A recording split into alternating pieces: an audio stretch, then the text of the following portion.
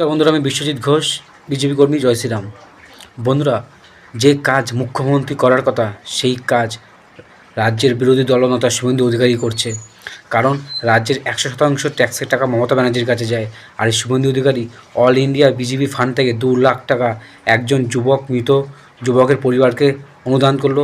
আর তাদের পাশে শুভেন্দু অধিকারী আছে, এইটাও তাদেরকে জানিয়ে আশ্বাস দিয়ে আসলো। পুরো ভিডিওটা দেখুন আর সবাইকে শেয়ার করে দিন। এটাই হচ্ছে বিজেপি। যে মানুষটা এখন মুখ্যমন্ত্রী হতে পারেনি, তাতেই এখন এত উন্নয়ন করছে। তোমার বাড়ি কোথায়? মানে বাপের বাড়ি সোনাচূড়া।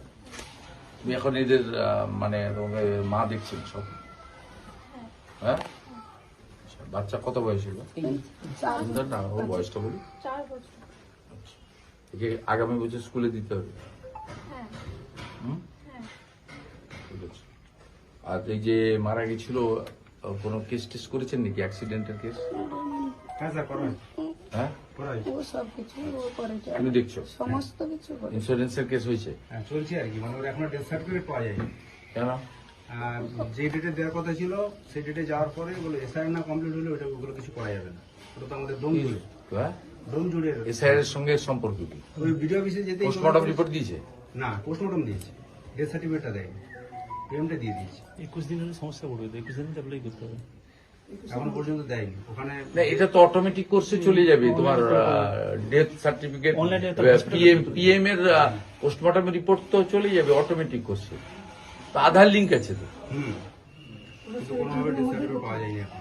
ওইগুলো হসপিটাল থেকে দেওয়া হবে, কিন্তু অনলাইন অ্যাপ্লাই করে তুমি দায়িত্ব নিয়োগের পর আমি উপপ্রধানকে দায়িত্ব দিয়ে যাচ্ছি তাড়াতাড়ি ডেথ সার্টিফিকেটটা বের করা। যদি দেরি হয় কোর্ট করে বের করো। এখানে তো তোমার আন্দোলনের সময় মারা গেছিল, তাদেরই ডেথ সার্টিফিকেট মমতা ব্যানার্জি দেয়নি, আমি হাইকোর্ট করে আদায় করে দিয়েছি। এখানে পশ্চিমবঙ্গে সবই হয়।